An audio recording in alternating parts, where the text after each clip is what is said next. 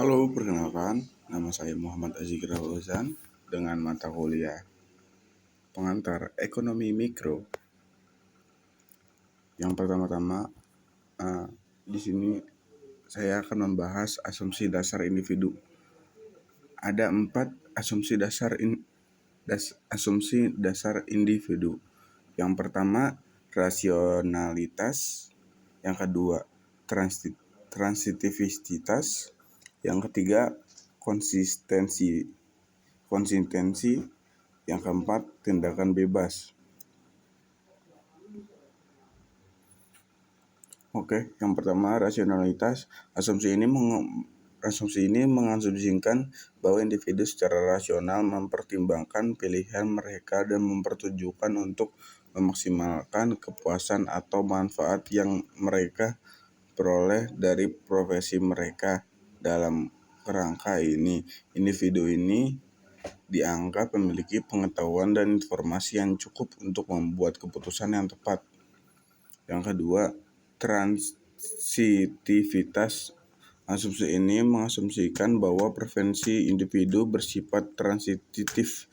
Artinya, jika individu lebih memilih A daripada B dan B daripada C, maka individu juga akan lebih memilih A daripada C. Asumsi ini memungkinkan untuk membangun urutan preferensi yang konsisten. Yang ketiga, konsistensi. Asumsi ini mengasumsi bahwa preferensi individu bersifat konsisten terhadap waktu dan situasi. Artinya, preferensi individu tidak akan merubah secara acak dari waktu ke waktu dalam situasi yang serupa. Jika individu memiliki preferensi tertentu pada suatu waktu, mereka cenderung akan mempertahankan preferensi tersebut kecuali ada perubahan yang signifikan. Yang keempat, tindakan bebas. Asumsi ini merupakan individu memiliki kebebasan dalam membuat pilihan mereka yang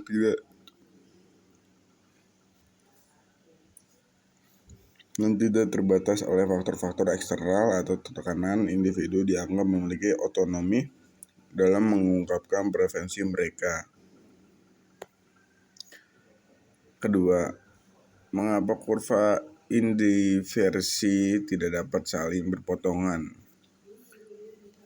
Karena indiferensi adalah alat grafis yang digunakan dalam teori preferensi konsumsi untuk menggambarkan kombinasi barang atau layanan yang memberikan tingkat kepuasan yang sama bagi seseorang individu. Kurva indiferensi digambarkan dengan asumsi bahwa individu memiliki preferensi yang konsisten dan memaksimalkan utilitas atau kepuasan mereka.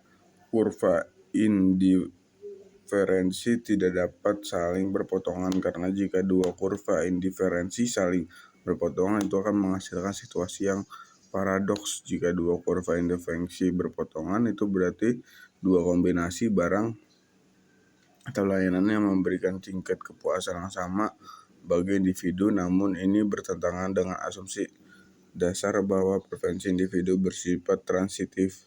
Misalnya, jika dua kurva indiferensi yang berpotongan pada titik A dan titik B berdasarkan asumsi transitivitas, jika individu akan memilih kombinasi yang berada di atas atau di bawah potongan kurva indiferensi tersebut.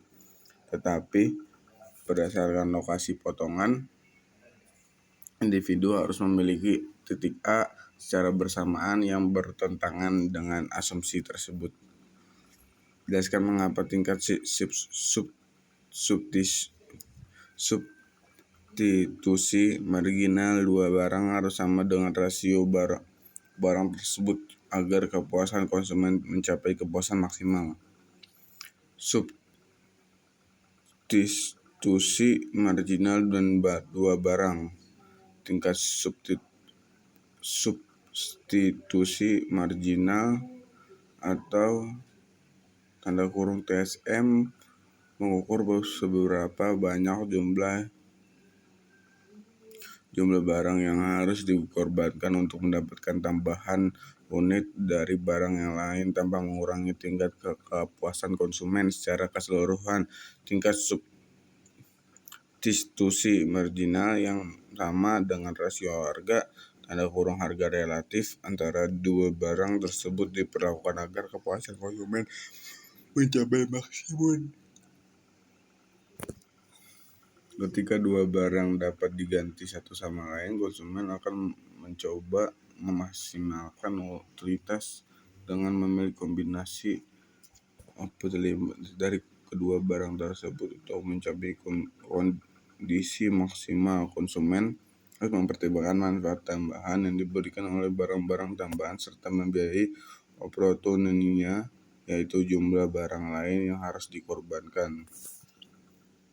Jika TSM tidak sejajar dengan rasio harga, maka ada peluang yang meningkatkan utilitas. Misalnya, jika TSM lebih besar dari rasio harga, berarti konsumen akan mendapatkan manfaat yang lebih besar dengan mengorbankan lebih sedikit dari barang. Dalam hal ini, konsumen dapat meningkatkan kepuasan mereka dengan mengalokasikan lebih banyak sumber daya ke barang yang memberikan utilitas tambahan yang lebih besar. Jelaskan istilah ceteris paribus. Ceteris paribus adalah frasa dalam bahasa Latin yang secara frasa berasal dengan asumsi semuanya tetap sama dalam ilmu ekonomi dan ilmu sosial lainnya. Ceteris paribus digunakan untuk mengisolasi pengaruh atau hubungan antara dua atau lebih variabel yang mengasumsikan bahwa semua faktor lainnya tetap konstan atau tidak berubah. Dalam konteks ekonomi, ceteris paribus memungkinkan para ekonomi menganalisis dampak perubahan dalam suatu variabel tertentu, mengambil kita perubahan faktor-faktor lain yang mungkin mempengaruhi hasilnya dengan mengasumsi bahwa semua faktor lainnya tetap konstan. Para ekonom mengidentifikasi, memahami hubungan sebab akibat antara variabel yang dipelajari. Contohnya dalam analisis permintaan dan penawaran, ceteris paribus digunakan mengisolasi pengaruh perubahan harga terhadap kuantitas yang diminta atau ditawarkan dengan mengasumsi bahwa semua faktor lainnya seperti pendapatan konsumen, preferensi konsumen, harga barang lain, dan faktor lainnya tidak berubah. Dengan demikian, efek langsung perubahan harga terhadap permintaan atau penawaran dapat diminati. Harga terhadap permintaan atau penawaran harga diminati. Namun, penting untuk dicatat bahwa ceteris paribus adalah asumsi yang digunakan untuk mempermudah analisis, dan dalam dunia nyata, faktor-faktor lainnya seringkali berubah secara bersamaan. Oleh karena itu, ceteris paribus digunakan dengan hati-hati dalam konteks yang tepat serta diimbangi dengan pemahaman yang luas tentang kompleksitas dan interaksi variabel dalam sistem yang luas. Perbedaan fungsi produksi jangka pendek dan fungsi produksi jangka panjang. Fungsi produksi jangka pendek. Dalam fungsi produksi jangka pendek setidaknya ada satu faktor yang dianggap tetap atau tidak dapat berubah dalam periode waktu tertentu. Biasanya faktor produksi yang dianggap tetap adalah misalnya pabrik, mesin, gedung, karena tidak dapat mudah diubah dalam jangka pendek. Faktor produksi yang dapat dirubah diselesaikan dalam jangka pendek dan adalah tenaga kerja dalam baku. Dalam fungsi produksi jangka pendek, produksi tergantung kombinasi variabel input yang bisa diubah dan faktor input yang dianggap tetap. Misalnya, untuk meningkatkan output, produsen dapat meningkatkan penggunaan tenaga kerja atau bahan baku, tetapi tidak dapat secara instan menambah jumlah modal yang digunakan. Fungsi produksi jangka panjang. Dalam fungsi produksi jangka panjang, semua faktor produksi dianggap dapat berubah atau disesuaikan. Tidak ada faktor produksi yang dianggap tetap. Fungsi produksi jangka panjang memberikan fleksibilitas yang lebih besar dalam penggunaan faktor-faktor produksi, termasuk penyesuaian skala produksi dan penggunaan jumlah modal yang berbeda. Produsen yang memiliki kombinasi optimal dari faktor-faktor seperti tenaga kerja, modal, dan bahan baku jangka panjang mencapai tingkat produksi yang paling efisien. Produk marginal dapat meningkatkan kemudian menurun Dalam jangka pendek, produk marginal dapat mengalami peningkatan dan kemudian penurunan karena adanya konsep produktivitas marginal yang berhubungan dengan faktor-faktor produksi yang diubah secara terhadap produksi marginal mengacu pada tambahan output yang dihasilkan oleh satu unit tambahan dari faktor produksi yang digunakan dalam jangka pendek. Biasanya ada faktor produksi yang dianggap tetap seperti modal yang tidak dapat dengan mudah diubah. Oke, kita lanjut. Apa yang dimaksud dengan kurva isokuan dapat diubah? Sebuah isokuan memiliki kemiringan ke atas. Jelaskan.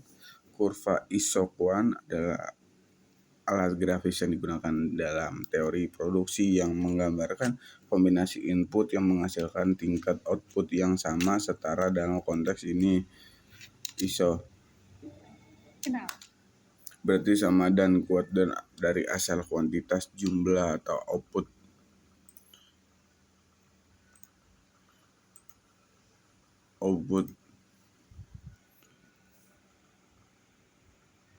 Yang sama atau setara. Dalam konteks ini iso berarti dalam dan kuat berasal dari kuantitas dan berarti jumlah output.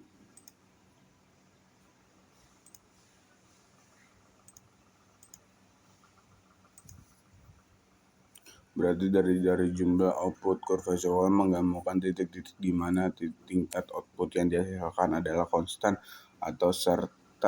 Misalnya jika kurva isokuan menunjukkan tingkat output 100 unit, setiap kombinasi input yang berada di sepanjang kurva tersebut akan menghasilkan output sebesar 100 unit. Kemiringan kurva isokuan mengindikasikan tingkat substitusi antara dua input. Jika kurva isokuan memiliki kemiringan positif (ke atas), mengindikasikan bahwa peningkatan jumlah input satu akan disertai dengan pengurangan jumlah input lainnya agar output tetap konstan.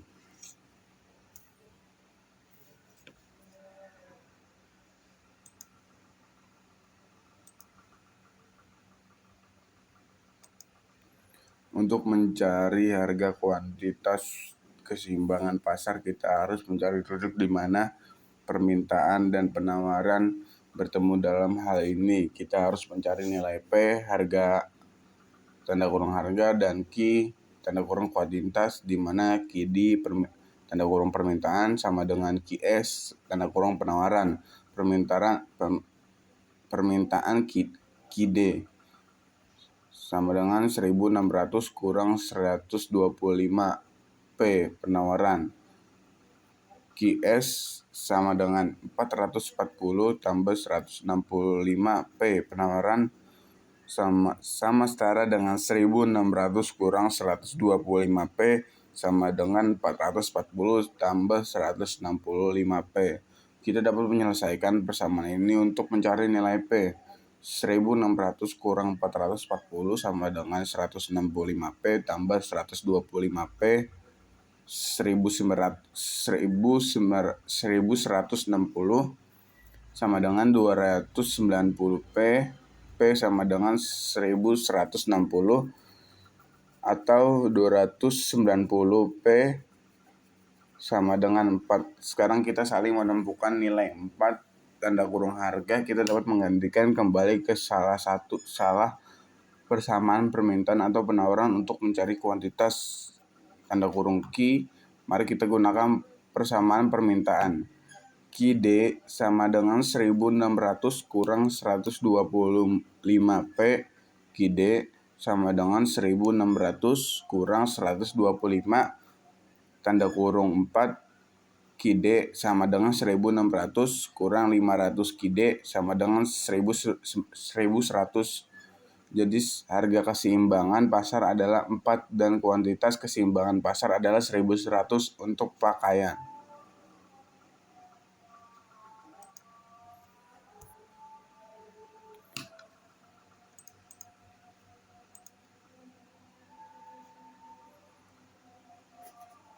price price elasticity of supply dan price elasticity of demand pada saat keseimbangan. Untuk menghitung elastisitas harga penawaran, price elasticity of supply dan elastisitas harga permintaan, price elasticity of demand pada saat keseimbangan, kita perlu menggunakan rumus elastisitas harga, perubahan presentasi kuantitas, perubahan presentasi harga. Untuk menghitung elastisitas harga penawaran harga pada saat keseimbangan, kita harus mencari perubahan presentasi kuantitas penawaran, perubahan presentasi harga pada titik keseimbangan.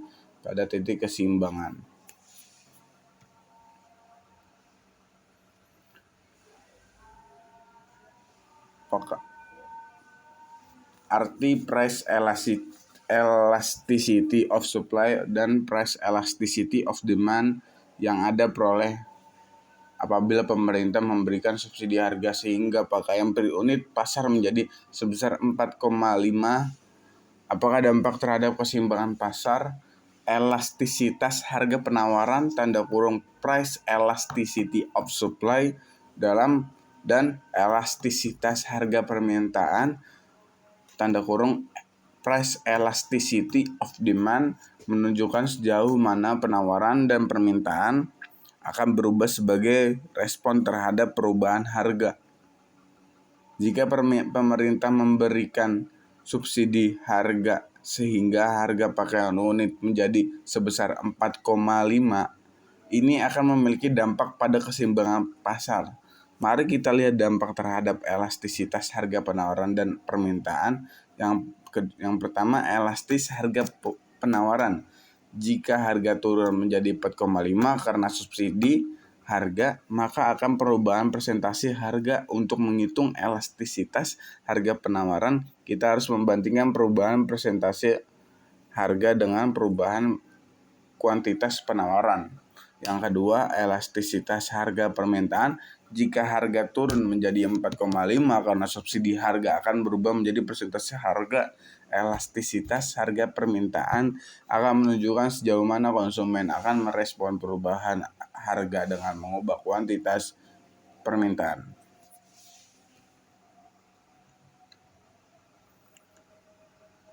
Besar excess supply atau excess demand dari pakaian yang terjadi akibat kebijakan pemerintah tersebut. Untuk menghitung excess supply atau excess demand kelebihan penawaran atau kelebihan permintaan pakaian akibat kebijakan pemerintah tersebut, kita perlu membandingkan kuantitas penawaran QS dan kuantitas permintaan QD pada harga subsidi, yaitu 4,5. Kuantitas penawaran QS pada harga subsidi 4,5 ditentukan harga menggantikan nilai P dalam bersamaan penawaran QS. Dari itu ada bentuk gambaran. Untuk soal yang terakhir, lengkapilah kolom kosong tabel di bawah ini A, B, C, D, F, G, H, I, J. Oke. Input tenaga kerja TL, short output TO, marginal produk MP, average produk AV. Total produksi TPF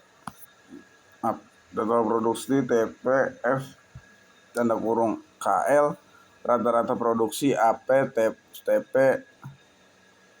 TP per 6, marginal produksi MP sama dengan ATP per AL sama dengan TP2 kurang TP1 per L2 kurang L1. TP total produksi, K barang modal